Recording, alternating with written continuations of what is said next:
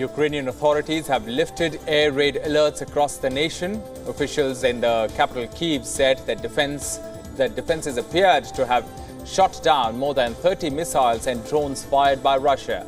Footage obtained showed people hiding in underground stations before these alerts were lifted. Moscow has launched around 20 separate missile and drone strikes against Ukrainian cities since the start of May.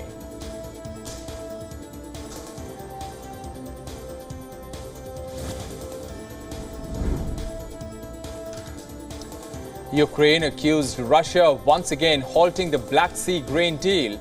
The allegations were made by Ukraine's Ministry of Renovation and Infrastructure on Thursday. A UN spokesman said that Russia had informed concerned authorities that it would limit registrations to a port in Odessa city until all parties agree to unblock the transit of Russian ammonia. The spokesman also raised concerns over sluggish progress of the deal, which is the key for grain exports from Ukraine to all over the world.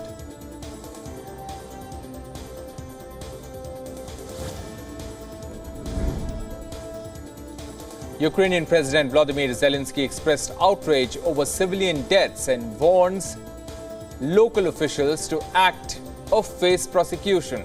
This came after 2 women and a 9-year-old girl died in Kyiv following a strike by Russia. Following the strike, the trio had rushed to an air raid shelter but failed to open it.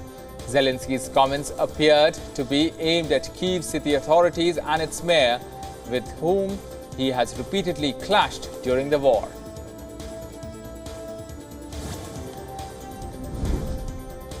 BRICS Foreign Ministers on Thursday asserted their bloc's ambition to rival Western powers.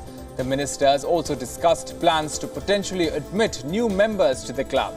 South Africa's foreign minister said that more work is needed to make such plans work. But the talks in South Africa have been overshadowed by questions on whether Russian President Vladimir Putin would be arrested if he attended the summit scheduled to take place in August. These questions come in the aftermath of an arrest warrant issued against Putin by the International Criminal Court for his alleged war crimes.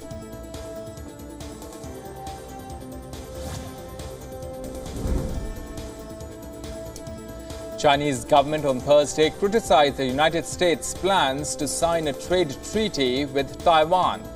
The Chinese Foreign Ministry called on Washington to stop official contact with the self-ruled island democracy, which Beijing claims as part of its own territory. It also accused Washington of violating agreements on the status of Taipei. This came as US and China signed the first deal under the framework of new trade talks.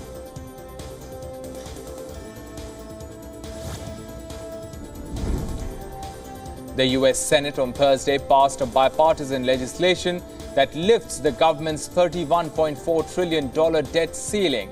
The Senate voted 63 to 36 to approve the bill, which averts what would have been a historic first-ever default. The bill was earlier passed by House of Representatives as lawmakers raced against the clock following months of partisan bickering between Democrats and Republicans.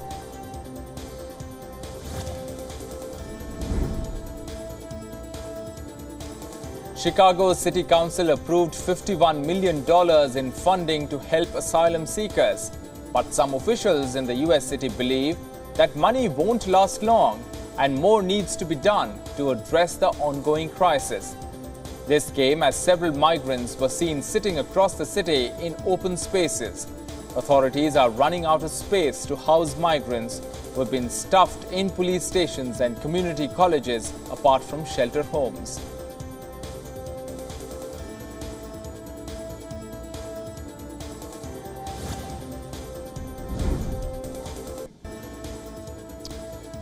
Supporters of Deferred Action for Childhood Arrivals program rallied outside a court in Houston in Texas on Thursday. This came as the court heard arguments from a lawsuit from Texas and other states which argue that the program, also known as DACA, violates federal laws. DACA is a program brought during the reign of Barack Obama, which offers deportation relief and work permits to immigrants brought to the country illegally as children. These kids are known as dreamers.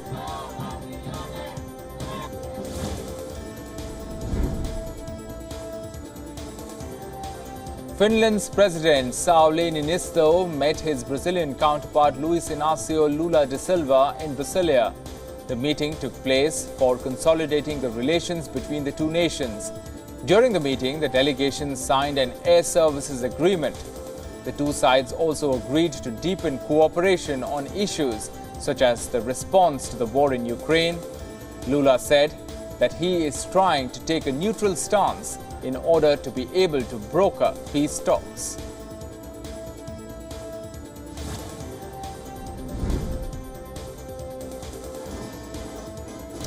Chilean President Gabriel Boric said that his government will remain committed on defending human rights and renewing energies. The remarks were made during his second State of the Union address to the Congress. During the speech, Boric reiterated his efforts to defending nature, minorities and promoting freedom. The president also announced that the government will send a bill to the Congress this year to seek bids for large-scale energy storage requiring $2 billion in investments.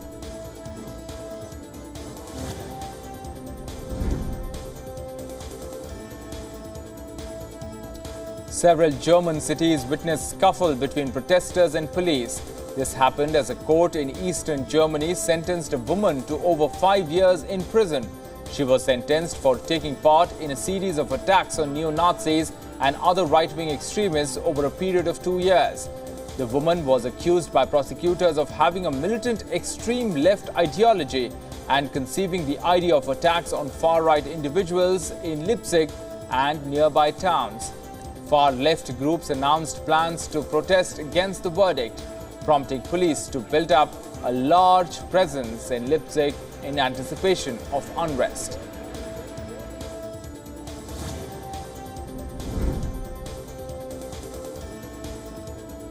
Around 1,000 Hungarians rallied in Budapest. The protests took place against a new bill on the status of teachers and police violence. The legislation introduced would eliminate the public servant status of teachers. Rally also targeted tear gassing of teenagers by police during a previous such demonstration. Teachers and students gathered in front of the Interior Ministry with placards and chanted slogans.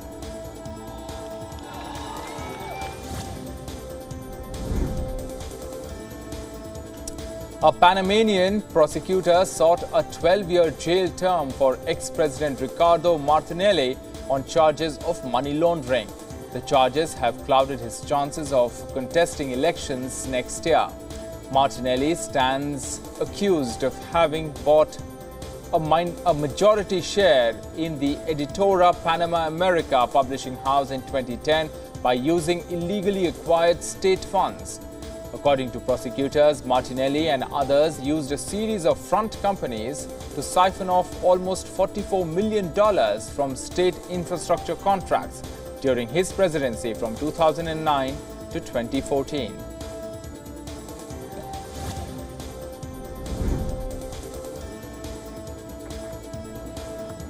The government of the Democratic Republic of Congo and International Criminal Court reached a key agreement on war crimes. The two sides agreed to strengthen their cooperation in the fight against impunity for war crimes and crimes against humanity. This came after ICC Chief Prosecutor Karim Khan paid a visit to the country's troubled eastern region.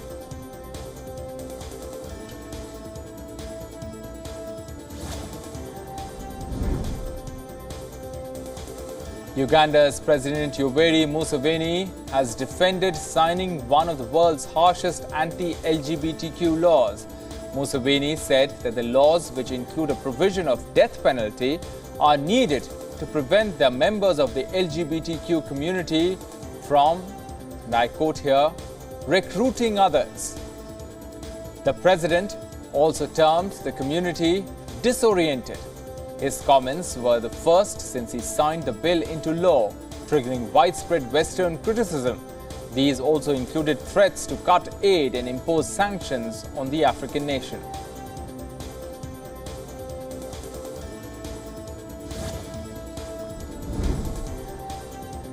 Sri Lanka's President Ranil Wickremesinghe has said that the country's economy is on a path of recovery. Wickremesinghe, during an address, attributed the development to the policies introduced by his government. He claimed that the inflation, which was over 70% during its peak, has been reduced to 25.2%. This came after its central bank, in a surprise move, slashed interest rates for the first time in 3 years, thus signaling a change of course to fuel a rebound in the economy.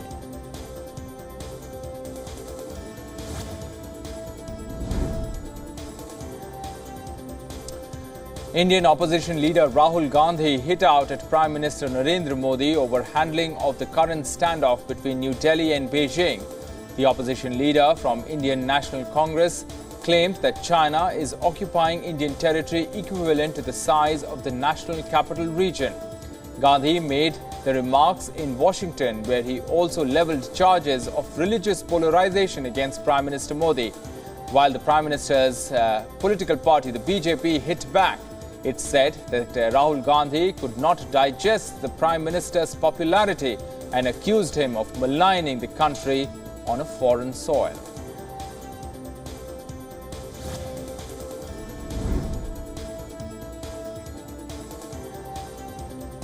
At least 20 provinces across Spain were put under rain alert on Thursday. This came as relentless rains triggered floods across the country. A powerful water current was seen flowing down and reaching the main road in Catalan town. This forced cars to drive back as water kept flowing down.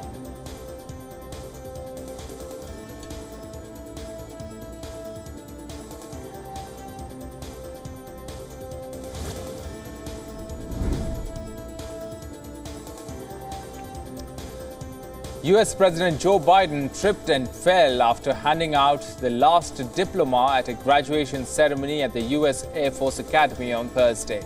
After returning to the White House, Biden joked, and I quote, "I got sandbagged," he said.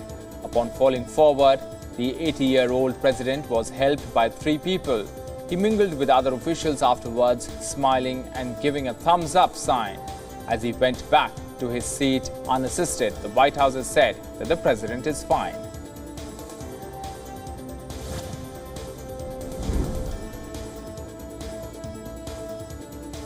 A rare white beluga whale, which was first sighted at the coast of Norway in 2019, reappeared near Sweden. The beluga, named Valdimir, has become quite a celebrity. Surprisingly, this is the same whale which was earlier thought to be a part of a Russian spy training program. The whale has been making its way southward along the Norwegian coast since 2019, but was recently spotted at Sweden's southwestern coast.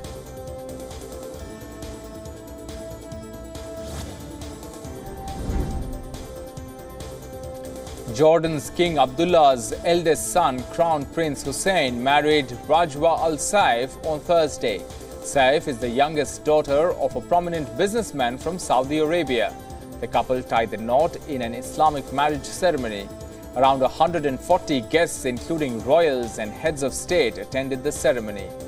Large celebrations were witnessed around the country, with Jordanians gathering on the streets, dancing and clapping to celebrate the wedding.